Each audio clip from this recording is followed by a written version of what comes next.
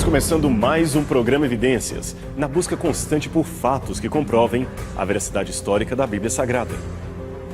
Você certamente já ouviu falar na palavra etnia, não é mesmo? Embora não haja uma definição precisa para esse termo, etnia significa um grupo de indivíduos caracterizados por alguns elementos culturais em comum, como língua, religião, métodos de cultivo, alimentação e história. Alguns pensam que não há necessidade de o grupo pertencer a uma mesma nacionalidade ou possuir semelhança genética para ser considerado membro de uma mesma etnia. O fato é que a etnia é, curiosamente, aquilo que une e, ao mesmo tempo, distingue os seres humanos. Mas, atenção, etnia não deve ser confundida com raça.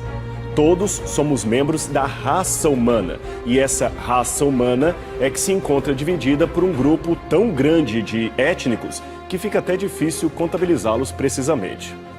Com um cômputo de mais de 7 bilhões de pessoas no planeta, as diferenças, é claro, vão se acentuando à medida que cresce a população mundial. Só para você ter uma noção, no início do século XX havia apenas 57 nações reconhecidas no mundo, mas hoje a Organização das Nações Unidas fala de 191 países, a maioria deles, é claro, fundada apenas após a Primeira Guerra Mundial. No programa de hoje, vamos falar de um grupo étnico que tem ligação direta com o livro base de nossas apresentações, que é a Bíblia Sagrada. E este povo não poderia ser outro senão os judeus. Eles não são numericamente grandes. No mundo existem cerca de 14 milhões de judeus, o que dá 0,2% da população mundial. E destes, apenas 6 milhões residem no Estado de Israel. Os demais espalham-se em diversas partes do mundo, especialmente nos Estados Unidos, Rússia, França e Alemanha. Mas é interessante notar que, apesar de serem tão poucos em termos demográficos, os judeus sempre exerceram uma influência sem precedentes em toda a história mundial. Você pode até não saber direito quem são eles, ou mesmo não ter conhecido nenhum judeu, mas saiba que muitos dos benefícios de sua vida hoje se devem a cidadãos judeus no mundo. Veja alguns deles. Albert Einstein, o mais famoso cientista do século XX, que propôs a intrigante teoria da relatividade e a famosa equação E é igual a mc². Einstein lançou os fundamentos da física moderna e impactou o mundo em praticamente todas as ideias que surgiram no século XX, desde a teoria quântica até a energia nuclear e a bomba atômica.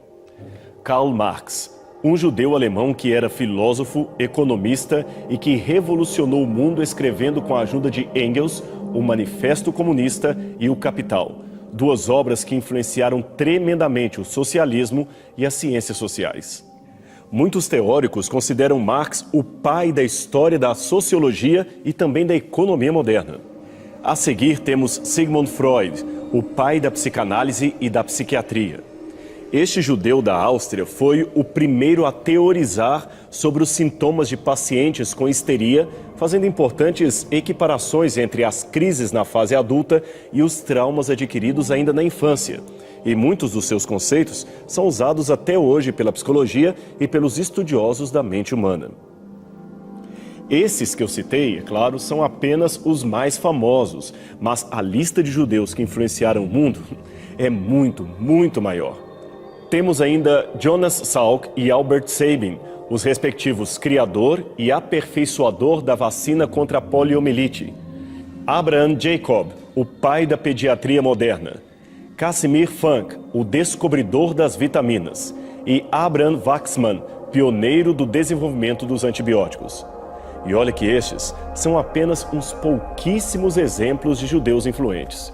Se fôssemos fazer uma lista exaustiva, gastaríamos um programa inteiro só citando o nome de judeus que influenciaram na história. Veja, só no campo do Prêmio Nobel, os judeus já levaram 33 Nobéis de Química, 29 de Economia, 13 de Literatura, 50 de Física, 53 de Medicina e 9 Prêmios Nobel da Paz. Só para fechar os exemplos, saiba que até a calça jeans que você veste foi criação de um judeu chamado Levi Strauss. Agora, é interessante notar que, apesar de tão influente, a cultura judaica é uma ilustre desconhecida para a maioria dos cristãos que descendem espiritualmente deste grupo étnico em particular. Afinal de contas, essa lista não seria completa sem a menção óbvia de Jesus de Nazaré, o fundador do cristianismo, que também era judeu. Por isso, creio ser importante gastarmos um tempo conhecendo melhor este povo, como eles surgiram, quais eram as suas crenças, seus costumes, o que eles pensavam e pensam a respeito de Jesus. Indo, portanto, direto ao início da história, podemos dizer que os judeus seriam descendentes de outro grupo maior chamado semitas e que hoje abarca outras etnias além dos próprios israelenses. De acordo com a Bíblia Sagrada, Noé, o sobrevivente do dilúvio, tinha 3 filhos que se tornaram ancestrais dos novos agrupamentos étnicos do mundo. Eles se chamavam Cão, ou Cam, Sem e Jafé. Os camitas, descendentes de Cão, habitaram a parte que hoje é a África e a Ásia.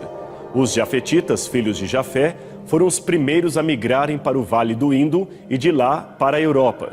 E finalmente os semitas, descendentes de Sem, residiram principalmente na parte norte e setentrional da Ásia. Outros territórios, como as Américas e a Oceania, é claro, só foram habitados posteriormente por grupos migratórios que lá fixaram a sua residência. Devido às diversas migrações, não podemos falar de um grupo étnico homogêneo. Em virtude disso, muitas línguas e dialetos surgiram desse grupo que, por causa de Sem, receberam o nome de família semítica ou semitas. Entre os idiomas originários dos semitas estariam importantes línguas como acadiano, ugarítico, fenício, hebraico, aramaico, árabe, etíope, egípcio, copta, guanche, assírio e caldeu. Os semitas, ou como dissemos, os descendentes de Sem, se multiplicaram com muita rapidez e se assentaram primeiramente no sul da Mesopotâmia, onde seria o território do moderno Iraque. Aquela era uma área muito rica para o plantio e por isso mesmo foi chamada de crescente fértil pelos historiadores em geral. Então grupos semitas resolveram se assentar ali, trocando a antiga vida nômade pela residência fixa. Lá eles criaram canais de irrigação e aperfeiçoaram a agricultura, formando em redor os primeiros assentamentos urbanos. Vilas foram então formadas a partir do clã dos fundadores e, com o crescimento da população, veio o comércio, a escrita, a domesticação de animais e, finalmente, o surgimento das primeiras cidades, que se transformaram em civilizações cada vez mais poderosas. Entre estas estavam a cidade de Uruk, Lagash, Larsa, Eridu e a grande Ur dos Caldeus, onde viveu um homem chamado Abraão. Com Abraão inicia-se o que chamamos de a história do povo hebreu e, por que não dizer, com ele inicia-se o próprio povo hebreu. Afinal de contas, Abraão é considerado por muitos rabinos o primeiro hebreu, pois com ele inicia-se a linhagem espiritual e doutrinária daquele povo, e isto há pelo menos 4.000 anos. Falando em hebreu, este é um termo cuja origem etimológica se perdeu com o tempo. Ele aparece na Bíblia em Gênesis capítulo 14, verso 13, referindo-se a Abraão. E todas as antigas fontes bíblicas e não bíblicas traduzem hebreu como um designativo aparentemente exclusivo daqueles descendentes de Abraão.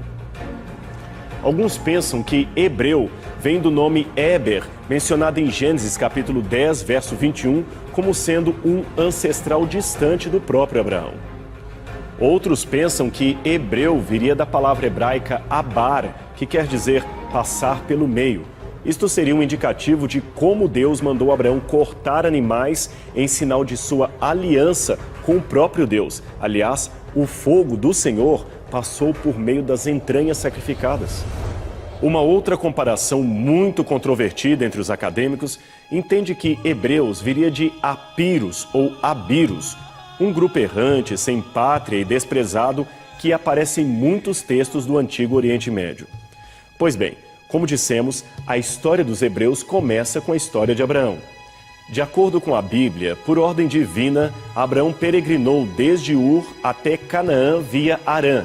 Este fato aparece em Gênesis capítulo 11, verso 31. E em termos históricos e arqueológicos, podemos confirmar a existência dessas cidades mencionadas na trajetória do patriarca? Sim, podemos, graças a este homem de chapéu à direita da foto, chamado Sir Leonard Woolley. Suas escavações arqueológicas a partir de 1922 revelaram ao mundo o alto nível de civilização deste grande centro chamado Ur e que na época era a capital dos Sumérios. Essas escavações da expedição anglo-americana na antiga Ur comprovaram que aquela cidade mencionada na Bíblia não somente existiu, como era uma das maiores metrópoles da ocasião, com uma população oscilando entre 65 mil e 100 mil habitantes, um número muito expressivo para a ocasião. Depois também houve trabalhos arqueológicos em Harã e nas terras cananitas. Nesta trajetória, o nome de Abraão foi ainda encontrado em recibos cuneiformes como este. Não podemos, é claro, dizer com certeza que este Abraão mencionado nos recibos seria o mesmo Abraão da Bíblia, mas certamente isso nos mostra que o seu nome era comum naqueles tempos e que a sua peregrinação começou por volta de 2000 a 1800 a.C., aproximadamente. Também devemos concluir que Abraão, antes de se tornar um nômade, fora criado numa cidade rica, uma das maiores do mundo antigo, e partiu dali para o seu novo destino, munido com o legado cultural de sua própria geração. Veja o testemunho do famoso arqueólogo Albright.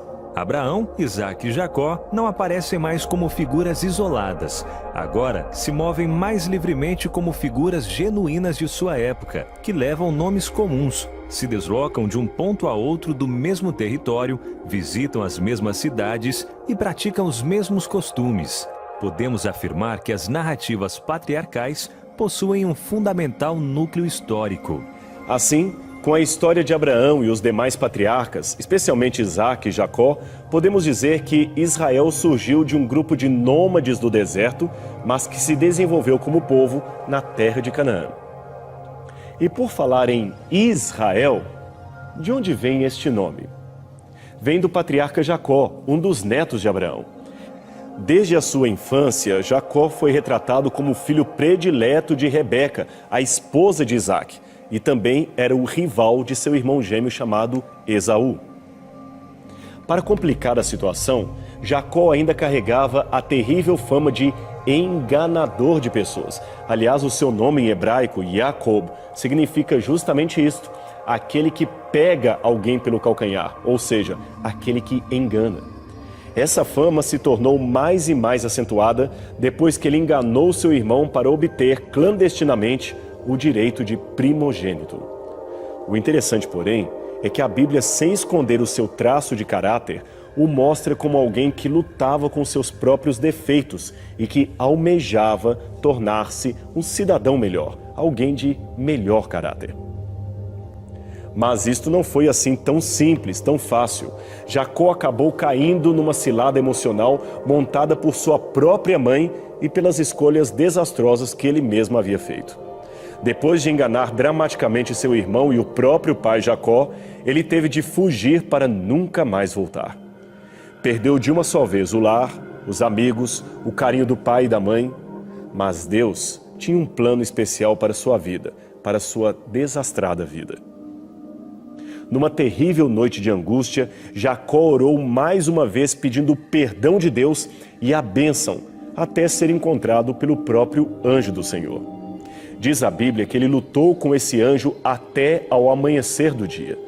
Aquela, é claro, era uma batalha real, porém ao mesmo tempo representava a própria briga interna de Jacó para sentir-se perdoado por Deus, perdoado por seu pai e perdoado por seu irmão Esaú. Imagine só o fantasma da culpa rondando constantemente a sua mente e os seus sentimentos. Apesar de ficar com uma sequela permanente daquela batalha, pois Jacó passou a ser manco de uma perna, ele finalmente conseguiu o perdão e a paz de espírito que tanto almejava. Noutras palavras, ele lutou espiritualmente com o próprio Deus e prevaleceu. Então o anjo do Senhor muda o seu nome de Jacó para Israel.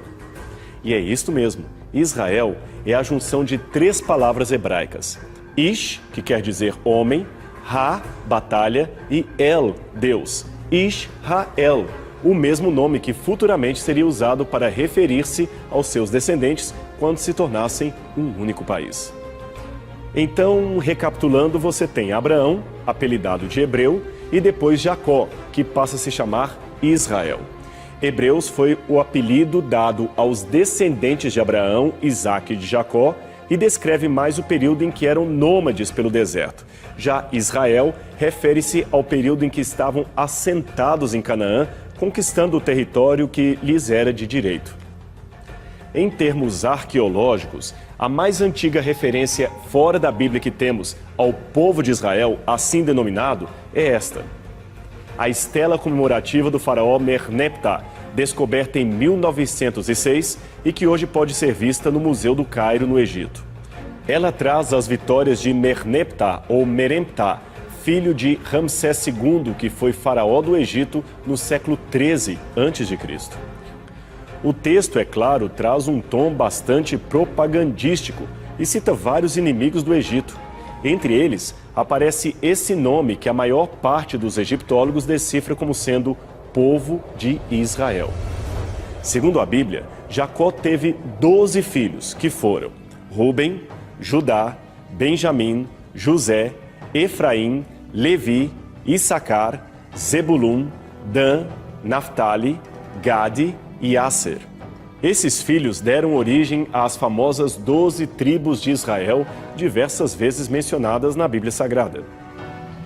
2 tribos em especial receberam os nomes dos 2 filhos de José, que fora trazido por seus irmãos e vendido como escravo para os ismaelitas.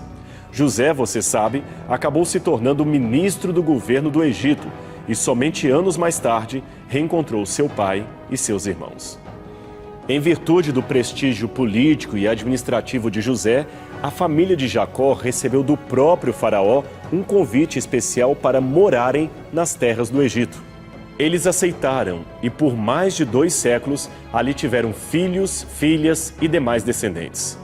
Até que se levantou no Egito um novo faraó que não conhecia a fama de José, e ele escravizou os descendentes de Jacó. Foi neste período que o povo hebreu se tornou terrivelmente oprimido. Então Deus levantou um outro libertador. E todos conhecem o seu nome, Moisés. Ele iniciou o êxodo dos hebreus do Egito para a terra de Canaã, a terra prometida a Abraão, Isaque e Jacó. Ali eles se fixaram e, depois de muitas conquistas, dividiram o território entre si. Esta é a configuração geográfica do território de Israel, dividido pelas 12 tribos que agora compunham o país.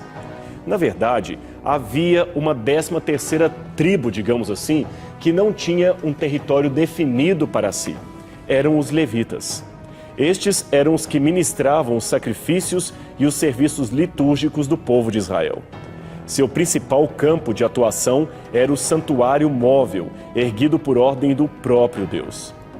Mas apesar da suposta irmandade entre as tribos, a história registra que os descendentes de Israel, agora o país de Israel, não eram um grupo tão unido como deveriam. E isso ficou ainda mais manifesto na ruptura que houve após a morte do rei Salomão, o filho de Davi, que governou o território por volta de 930 ou 920 a.C. A cronologia varia de acordo com as fontes. Pois bem, neste tempo, uma facção liderada por Jeroboão viu com a morte do rei uma oportunidade de minimizar o poder centralizado em Jerusalém. Então ele levou 10 tribos a se ajuntarem com ele na formação de um reino separatista no norte do país. Essa separação foi uma das mais graves ocorrências para o povo, que trouxe consequências para toda a história dos judeus. Na semana passada, iniciamos uma apresentação resumida da história dos judeus, um dos povos mais influentes de toda a história e de onde saiu o cristianismo. Ali vemos como este povo teve participação direta na preservação das verdades divinas e como, através de um homem chamado Abraão, Deus fez surgir a linhagem que traria ao mundo o Messias Salvador. Também vimos como os patriarcas antes nômades e pastoralistas deixaram a vida do deserto para fixarem-se nas terras de Canaã. Antes disso, porém, eles se mudam provisoriamente para o Egito e lá são muito bem tratados, até que um novo faraó sobe ao poder e os oprime com mão de ferro. Os hebreus, a partir de então, são reduzidos à mais terrível forma de escravidão. Essa opressão dura centenas de anos, até que Moisés surge no Egito e os liberta dali. Os passos seguintes você se lembra. Eles caminham para Canaã, tomam posse da terra e a dividem também entre 12 tribos conforme os 12 filhos e netos de Jacó. Nós também explicamos no programa anterior que hebreu foi o primeiro apelido dado ao povo que era aplicado ao próprio patriarca Abraão. Mas depois que já estavam assentados na terra de Canaã, a terra prometida, eles passaram a ser mais conhecidos pelo nome de Israel, possivelmente em homenagem ao patriarca Jacó, que passou a se chamar Israel depois de sua vitória sobre o anjo do Senhor. Nossa descrição parou nos tempos da monarquia, quando, após a morte do rei Salomão, uma revolta interna dividiu o território em duas partes. Em suma, foi assim que tudo aconteceu. Salomão foi um sábio e justo rei de Israel, mas isto não impediu que ele cometesse erros e ganhasse severa oposição do povo. Ainda em seu governo, Jeroboão, que era filho de um dos homens de maior confiança do rei, provocou uma revolta contra a casa real por causa dos impostos abusivos que eram cobrados do povo. E de fato, no auge de sua glória, Salomão começou a ter ideias muito imperialistas de governo, que eram, é claro, contra a vontade de Deus. Isso fora a sua idolatria e contaminação com mulheres pagãs. Na sua primeira revolta, Jeroboão não foi bem sucedido e acabou tendo que fugir para o Egito, onde ficou sob a proteção do faraó. Mas tão logo morre o rei Salomão, 10 tribos do norte simplesmente não aceitam que Roboão, o filho e príncipe herdeiro, assumisse o controle do reino. Isto porque eles certamente sabiam que Roboão os subjugaria tal qual havia feito o seu pai. Então Jeroboão, que havia regressado do Egito nessa época, foi eleito rei por essas tribos rebeldes e Roboão não teve escolha senão governar sobre as tribos de Judá e Benjamim, que ficavam ao sul. Então a nova configuração do reino passou a ser assim. A parte em azul no mapa, composta por 10 tribos, passou a se chamar Israel, ou Reino do Norte, e mais tarde Reino da Samaria. Já a outra parte amarela seria o reino da Judeia, composto pelas tribos restantes que aceitaram ser governadas pelo filho de Salomão. As vantagens do sul é que eles ficaram com a cidade de Jerusalém como a sua capital e também com o lindo templo que Salomão havia construído.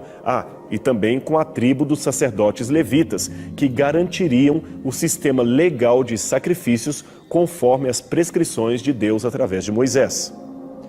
Já as 10 tribos do norte tinham como vantagem o fato de serem numericamente mais representativas e de possuírem a parte mais fértil do reino, inclusive as mais importantes fontes de água de todo o país. Mas, para ambos havia a desvantagem que agora eram inimigos um do outro e assim ficariam por um bom espaço de tempo. Jeroboão, empolgado com o poder, não perdeu tempo em proclamar a sua plataforma de governo. Ele escolheu a cidade de Siquém para a capital do seu novo reino e permaneceu ali por 5 anos aproximadamente. Depois ele transferiu a capital para Penuel e Tirsá, e só mais tarde, sob o comando de outro rei, foi construída a cidade de Samaria, que se tornou a capital definitiva do Reino do Norte, a saber, Israel. Enquanto isso, os cidadãos do sul seguiam com seu reino, que agora era conhecido como o Reino de Judá. E aqui vem um detalhe importante. Você se lembra que dissemos que o Reino do Sul, o Reino de Judá, tinha a vantagem de ter em seu território Jerusalém e o grande templo do Senhor? Pois bem, Jeroboão temeu que o povo de Israel, o povo do norte, se ajuntasse ao povo de Judá, unificando novamente o reino e se tornando contra o seu governo. Afinal de contas, ele não era um descendente legítimo de Davi. Então o que ele fez?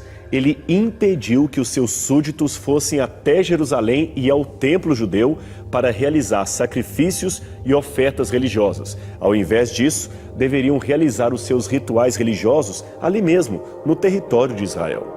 Para isso, Jeroboão mandou construir 2 santuários no norte, um na cidade de Dan, outro na cidade de Betel. Esses santuários, porém, eram completamente idólatras, contrários aos ensinamentos de Moisés. Semelhante aos rebeldes do deserto, ele fez 2 bezerros de ouro e incentivou o povo a se prostrar diante deles. Como se não bastasse, ele escolheu a seu bel prazer novas datas para o feriado religioso e constituiu sacerdotes particulares que não eram da tribo de Levi. De um modo geral, pode-se dizer que Israel sempre caracterizou-se por essa instabilidade política em todo o seu território. No curto espaço de 209 anos, houve 19 reis de diferentes dinastias que se sucederam com golpes de Estado, assassinatos, chacinas e traições. Enquanto isso, Judá também seguia tendo seus reis, alguns justos, outros nem tanto. Mas a situação ficou péssima mesmo quando Israel se aliou à Assíria para destruir Judá. E Judá, por sua vez, tornou-se vassala da Assíria para resistir aos ataques do norte. O resultado foi que em 722 a.C., os assírios varreram do mapa Israel, fazendo desaparecer a maior parte das 12 tribos. Aliás, a determinação de seu destino depois do ataque assírio é até hoje motivo de muito debate entre os acadêmicos, onde foram parar as tribos perdidas de Israel. Judá, por sua vez, continuou existindo, mas também foi atacada 117 anos depois, desta vez por Nabucodonosor, rei da Babilônia, que levou o povo em cativeiro, destruiu o templo e a própria cidade de Jerusalém. Eles não desapareceram como seus irmãos do norte, mas o trauma do cativeiro ficou por muito tempo marcado de modo indelével na memória do povo. Agora, por outro lado, é interessante notar que, apesar da queda de Jerusalém, menos de 2 séculos depois de Samaria, a capital do reino de Israel, ao serem levados para o cativeiro da Babilônia, os moradores de Judá mantiveram, pelo menos em parte, fortes laços culturais que os mantiveram mais unidos que seus vizinhos do norte. Isso talvez seja graças às profecias de Jeremias, que previu o exílio e afirmou que o mesmo duraria apenas 70 anos. Depois disso, de fato, o povo voltou para Jerusalém, reconstruiu a sua cidade, reconstruiu o templo e ainda haveria de receber o Messias, o que realmente aconteceu na história. Nesse período de cativeiro que surge pela primeira vez o uso do termo judeu, referindo-se não apenas aos membros da tribo de Judá, mas a todos os descendentes vivos de Abraão que viveram e sobreviveram ao exílio da Babilônia. Depois disso, já na época dos persas, o termo judeu passou a significar o seguidor da religião judaica, isto é, da fé de Abraão. E muitos estrangeiros que se convertiam a essa fé semítica também passaram a se identificar como judeus ou membros espirituais da tribo de Judá. De certa forma, foi através da tribo de Judá que a tradição judaica se preservou, existindo com força até os dias atuais. Então, se você se lembrar do que falamos desde o primeiro programa, os descendentes de Abraão foram primeiramente conhecidos pelo nome de hebreus, depois israelitas e, finalmente, após o cativeiro, judeus. Hoje ainda temos o termo israelense, que é de uso moderno, e sobre isso falaremos num outro programa. Agora, continuando a nossa história, passado o tempo do cativeiro previsto por Jeremias, Ciro, o Grande, conquistou a Babilônia e enviou os judeus de volta para o seu antigo território.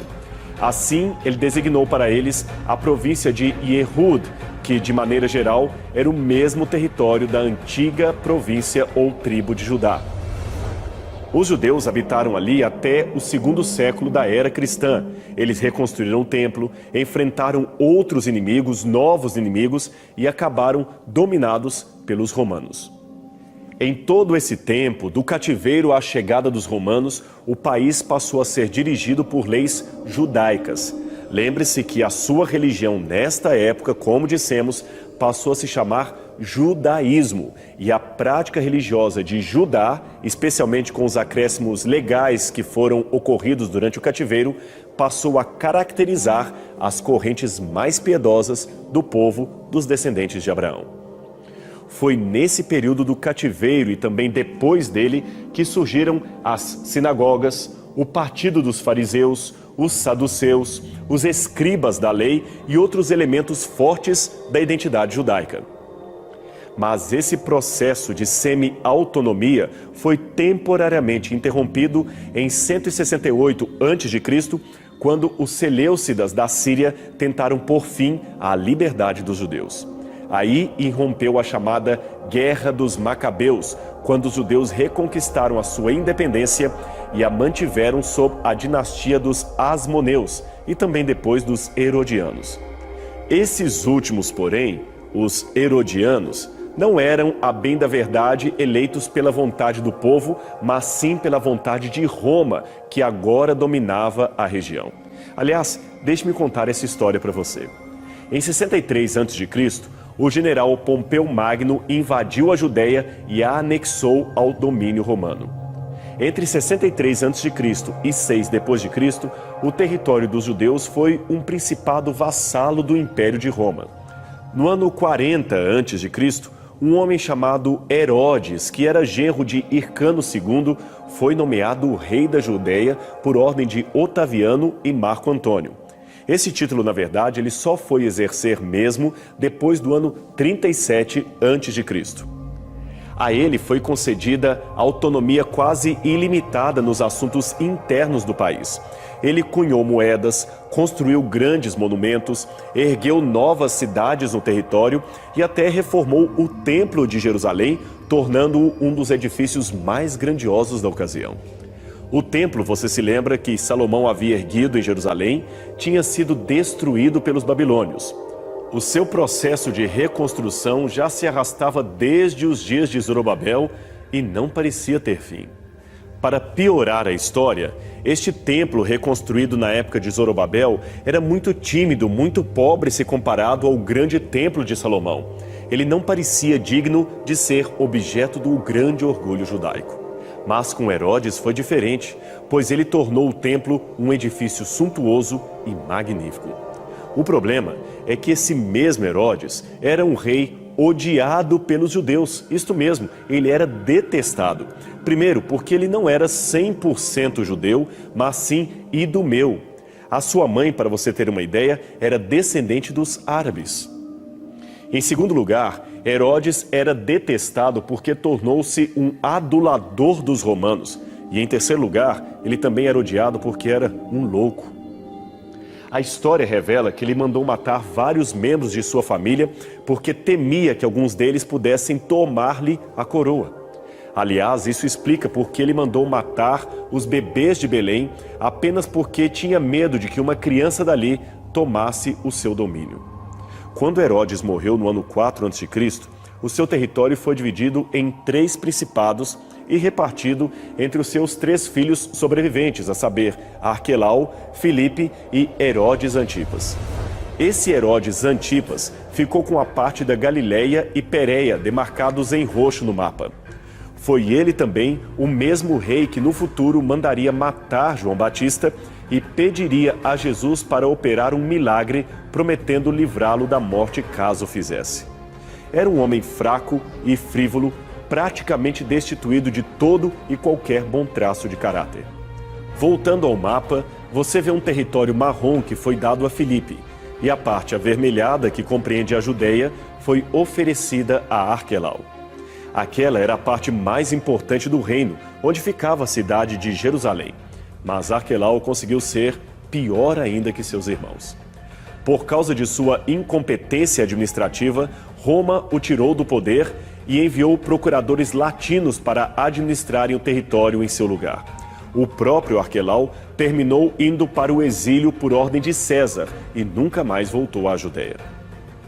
Mesmo seus irmãos passaram a ter um domínio relativizado da região, porque a partir de 6 d.C., o território dos judeus deixou de ser um principado para tornar-se uma província romana administrada parcialmente pelo governador da Síria.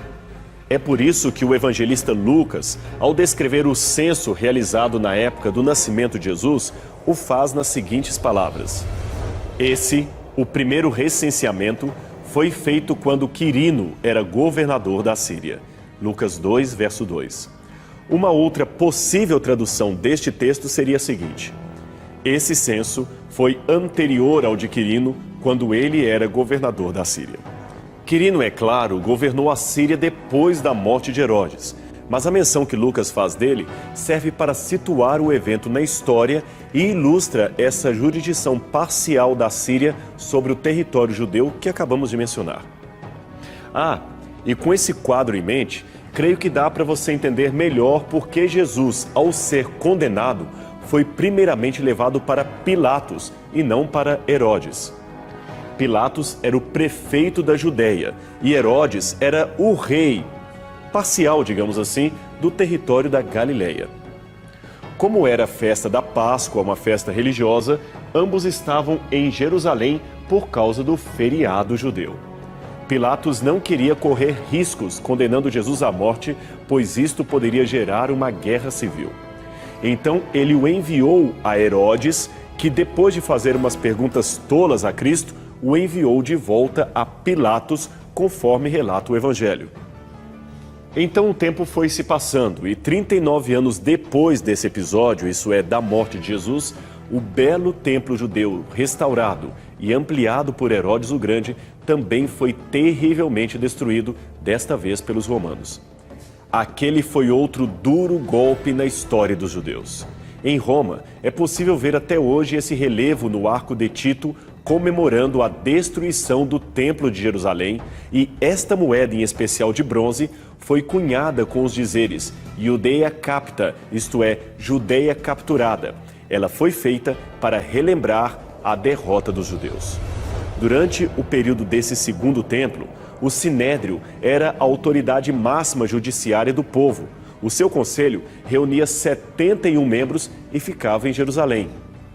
Mas depois da destruição do templo e da cidade, esse mesmo Sinédrio teve de se transferir para a cidade de Yavné, e a sua autoridade continuou sendo reconhecida até mesmo pelos romanos. Agora, sem Jerusalém e sem o templo, símbolo máximo da nação, uma grande parte dos judeus que já morava fora de Israel, desde os tempos da Babilônia, ficou ainda mais à mercê de costumes diferentes daqueles que moldavam a identidade e o caráter espiritual do seu povo. Muitas comunidades judaicas, é claro, continuaram bravamente mantendo seus costumes e as suas tradições, mas também muitas outras, para não serem mais perseguidas pelos não-judeus, começaram a mesclar os seus próprios costumes com aqueles do mundo pagão. Desde a época do domínio dos gregos e agora também sob o domínio dos romanos, muitas tentativas foram feitas para que os judeus adotassem os costumes de outras religiões, como, por exemplo, o culto ao imperador, o culto a César. Foi, aliás, no intuito de resistir a essa helenização do judaísmo que se levantaram líderes como Bar Corba. Ele, escondido nas cavernas, organizou um exército e lutou bravamente contra os romanos. Ele até chegou a cunhar moedas como esta, estampando o templo que eles sonhavam reconstruir em Jerusalém. Mas o imperador Adriano sufocou a rebelião. E desta vez a resposta de Roma foi ainda mais agressiva.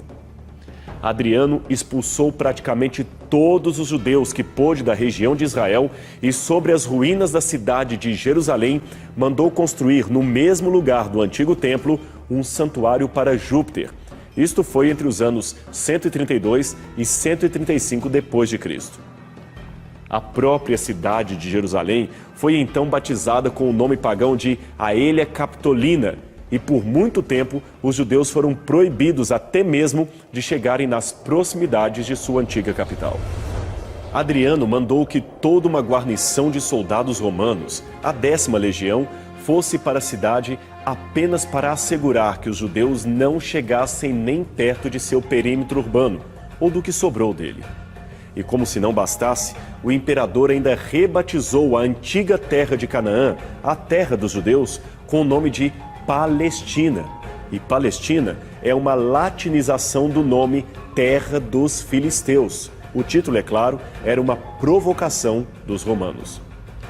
Foi, portanto, somente a partir daí que a região passou a se chamar Palestina. Logo, nunca houve o que alguns chamam de Palestina dos tempos de Jesus, pois a região simplesmente não tinha esse nome. Demoraria ainda muito tempo para que os judeus pudessem voltar para sua terra e recriar o seu país, o seu estado, o Estado de Israel. No programa anterior, você viu mais um pouco sobre a história dos judeus e a luta para preservar a sua identidade ao longo dos séculos. Ali chegamos até ao tempo de Adriano, que os expulsa de sua terra natal, criando um novo território chamado Palestina. Isso foi de 132 a 135 de nossa era, e mais uma vez na história, os judeus são obrigados a deixar a sua terra para viverem errantes pelo mundo. Na verdade, os judeus nunca deixaram 100% de habitar as terras bíblicas. Sempre houve comunidades coesas de judeus que se firmaram sobretudo ao redor do Mar da Galileia. Cidades como Tiberíades, Séforis, Isfat e Cafarnaum ergueram prósperas comunidades judaicas. Naquela época, estamos falando do 3º século de nossa era, a força de Roma estava temporariamente enfraquecida devido ao conflito com a Pérsia e Palmira, que só seria solucionado 2 séculos mais tarde. Esse, portanto, foi um período de relativa prosperidade para os judeus que começaram a se assentar na região e construir várias sinagogas com alto nível arquitetônico. Pelo fato de ser um povo culturalmente baseado nas escrituras sagradas, os judeus tiveram grandes vantagens sobre os seus vizinhos. Numa época em que a maior parte da população não tinha acesso à sala de aula, os judeus desenvolveram para si um sistema cultural de altíssimo nível e conseguiram, graças a certa prosperidade financeira, conservar pelo menos uma autonomia jurídica em meio à sociedade na qual estavam assentados. Essa sinagoga erguida em Cafarnaum sobre os alicerces de uma outra sinagoga, que data dos dias de Jesus, nos dá uma ideia da prosperidade judaica no local. O tamanho, as pedras calcárias importadas, tudo nos dá uma noção de como a comunidade era próspera naquele tempo. Aliás, um cofre com 25.000 moedas foi encontrado, evidenciando que ali frequentavam pessoas de considerável poder aquisitivo. A sinagoga de Cafarnaum era, portanto, um edifício altamente luxuoso para a época, um ápice da arte arquitetônica de Israel para a região. Voltando a falar das atividades literárias dos judeus, é importante dizer que eles nunca deixaram de ser o chamado Am HaSefer, ou o povo do livro, como eles mesmos gostavam de ser reconhecidos. Suas escolas eram dirigidas por rabinos que nem sempre confiavam na guia espiritual dos sacerdotes. Os sacerdotes eram representados nesta época pelos saduceus, que tinham uma religiosidade bastante liberal em termos de adesão aos costumes gregos contrários à tradição judaica. Assim, nessa atividade educacional, surgiram, após a destruição do templo pelos babilônios, os Nassim, com a tarefa de conduzir o povo religiosamente. E quem eram eles, os Nassim? Eles eram herdeiros diretos de Davi e descendentes de Jeoaquim, que foi levado prisioneiro para a Babilônia. Eles acabaram se tornando os chefes supremos do Sinédrio, que funcionava como um tribunal de pequenas causas, um tribunal de questões judaicas. Jesus, quando condenado, foi primeiramente colocado diante do Sinédrio, onde anciãos do povo, os Nassim, o interrogaram. Esse Sinédrio, é claro, teve disputas sérias com o cristianismo e também com Roma. Tanto é que, em 429 de nossa era, o imperador Teodósio priva os judeus de qualquer autoridade jurídica interna, de recolher impostos e de possuir grandes extensões de terra. Mas, a despeito disso, a atividade literária dos judeus nunca diminuiu. Já pelo V século, adentrando a Idade Média no Ocidente, eles completaram o famoso tratado chamado o Talmud Palestinense. O Talmud era um tratado que reunia principalmente discussões rabínicas acerca da lei, das tradições, dos costumes, histórias e lendas do povo judeu. E muitas outras obras também foram escritas ou terminadas, e entre elas estava, por exemplo, o Midrash Rabbah, o livro dos comentários bíblicos, e o Midrash Tarhumá, uma coletânea de homilias e ensinamentos acerca da guarda do sábado, o dia do Senhor, de acordo com as escrituras hebraicas. Mas, em pouco tempo, terminou o período de paz do judaísmo. Primeiro vieram as perseguições do Império e também do cristianismo, que a essa altura já era a principal religião de Roma. Depois veio a perseguição dos califas, representando o islamismo, embora num momento ou outro esses grupos também ofereceram aos judeus um acordo de paz.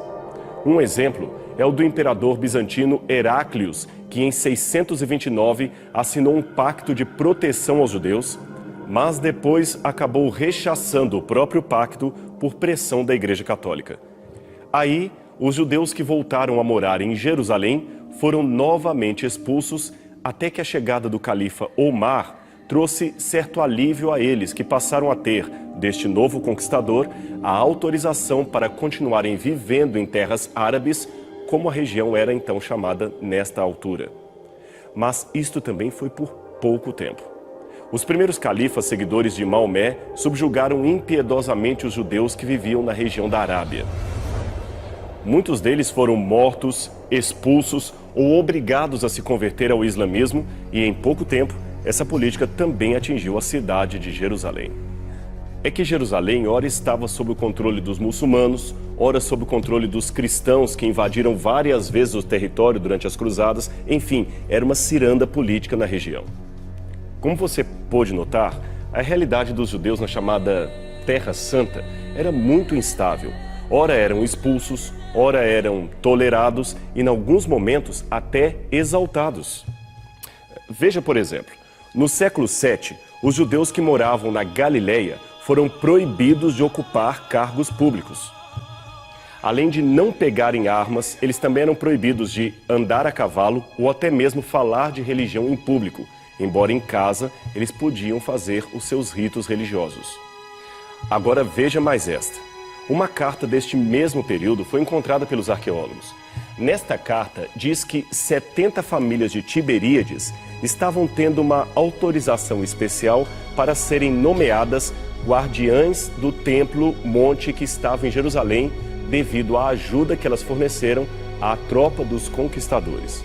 O Templo Monte, só para que você saiba, é o local do antigo templo judeu que, naquele tempo, era ocupado pelo Domo da Rocha, um dos mais importantes santuários muçulmanos do mundo inteiro.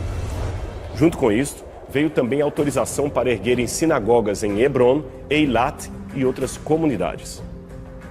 Enquanto isso, a situação dos judeus que viviam na Europa também não era nada fácil.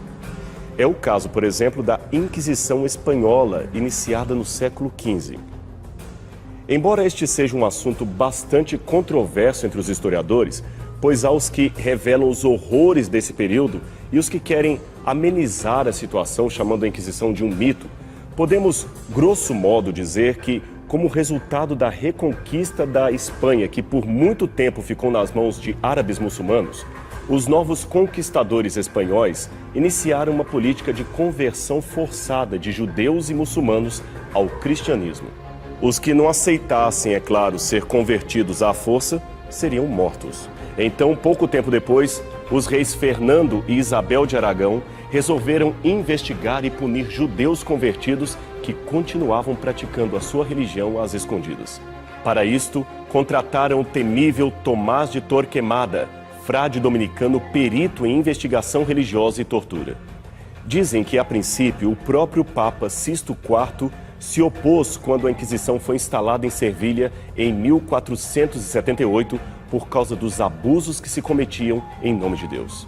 Mas o rei Fernando obrigou o bispo de Roma a não se meter, dizendo que se o fizesse, a Santa Sé e o Vaticano perderiam o apoio político e militar do governo da Espanha, que, diga-se de passagem, era a maior potência da ocasião. Por isso o Papa se calou. E usando especialistas da própria igreja, o rei Fernando procurou fazer uma espécie de limpeza étnica contra descendentes de judeus convertidos que moravam em terras espanholas. Foram muitos os que compareceram perante o tribunal da Inquisição. Alguns até eram padres, eles também foram denunciados. Outros eram gente comum, a maioria apenas condenados por praticar o judaísmo. Mas havia outros ainda levados perante o juiz por supostamente praticar bruxaria ou possuir um livro do Alcorão. É difícil falar em números absolutos, mas entre os anos 1486 e 1492, 25 autos de fé ocorreram em Toledo e mais 464 entre 1481 e 1826. No total, mais de 13 mil conversos judeus foram julgados entre 1480 e 1492. Somente em Servilha, a Inquisição executou cerca de 4 mil judeus num único processo. Já pensou o que isso significa? Vejam um dos escudos que os inquisidores levavam com muito orgulho na hora de buscar os judeus convertidos. Ele traz uma cruz ladeada por uma espada, símbolo do castigo aos hereges, e pelo ramo de oliveira, símbolo de reconciliação aos que se retratarem.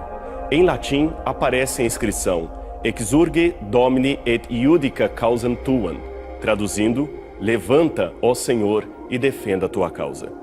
Em 1492, um novo decreto do rei da Espanha suspende temporariamente a execução dos judeus, mas ordena a imediata saída daqueles que ainda estavam em território espanhol. Então, algo em torno de 60 a 120 mil deles emigraram para Portugal e foram acolhidos pelo rei Dom João II. Mas em 1497, o mesmo Dom João morre e quem assume o trono é Dom Manuel, que se casa com a infanta Isabela de Aragão, filha herdeira dos reis católicos da Espanha. De fato, os judeus são, como a própria Bíblia diz, um tição tirado do fogo. Gente sofrida, que pagou caro para manter as suas raízes. Mas do passado remoto ao presente, planejando a seu próprio futuro, eles continuam influenciando a sociedade do mundo inteiro. Muitos, é claro, abdicaram de sua fé abraâmica e se secularizaram, não acreditando mais em Deus. Mas isto não impede que vejamos neles o cumprimento de uma promessa feita há mais de 4.000 anos, quando Deus chegou para Abraão e disse: em ti serão benditas todas as nações. Deles, lembremos, veio o Messias que nós cristãos professamos seguir e as Escrituras Sagradas que nós tanto amamos. A sua história ainda enfrentaria outros sofrimentos. 6 milhões de judeus foram mortos durante a Segunda Guerra Mundial, um dos piores holocaustos de todos os tempos. Ele foi executado por motivos racistas e desumanos, mas novamente eles sobreviveram. Em 1947, a ONU aprovou o plano de partilha da Palestina e criou o Estado de Israel. Em maio de 1948, a criação foi finalmente instituída.